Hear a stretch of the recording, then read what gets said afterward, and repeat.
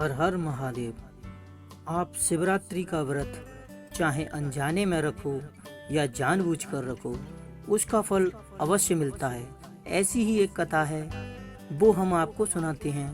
पूर्व काल में चित्रभानु नाम का एक शिकारी था। जानवरों की हत्या करके वह अपने परिवार को पालता था। उस पर एक साहूकार का कर्ज था, लेकिन उसका ऋण समय पर ना चुका सका। क्रोधित साहूकार ने शिकारी को शिव मठ में बंदी बना दिया। संयोग से उस दिन शिवरात्रि थी। शिकारी ध्यानमग्न होकर शिव संबंधी धार्मिक बातें सुनता रहा। चतुर्दशी को उसने शिवरात्रि व्रत की कथा भी सुनी। शाम होते ही साहूकार ने उसे अपने पास बुलाया और ऋण चुकाने के विषय में बात की।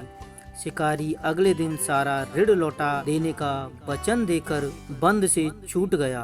अपनी दिनचर्या की भांति वह जंगल में शिकार के लिए निकला, लेकिन दिन भर बंदी गृह में रहने के कारण भूख प्यास से व्याकुल था।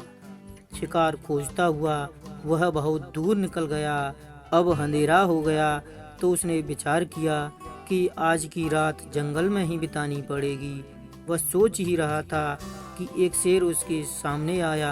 शेर से बचने के लिए वह शिकारी भागकर एक तालाब के किनारे एक बेल के पेड़ पर चढ़ गया और शेर पेड़ के नीचे से उसको मारने की कोशिश में खड़ा रहा।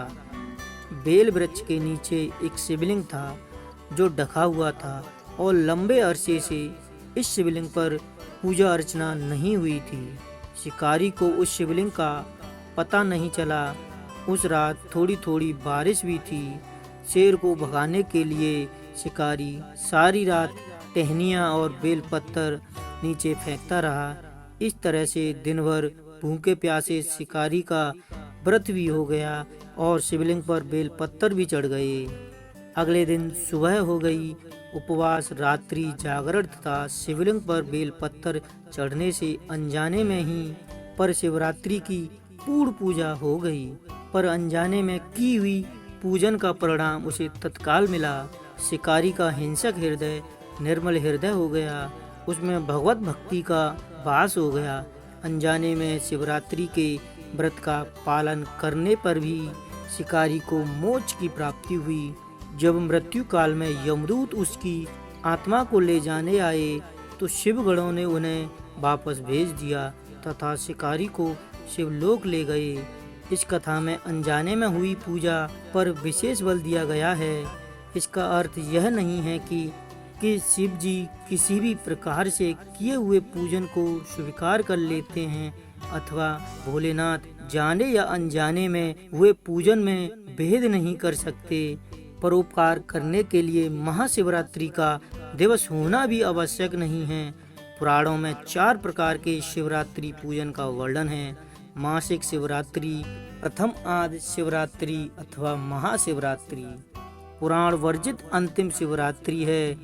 नित्य शिवरात्रि वस्तुतः प्रत्येक रात्रि को शिवरात्रि है।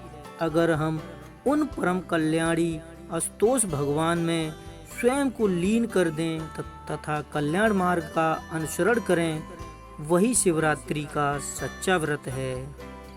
ओम नमः शिवाय।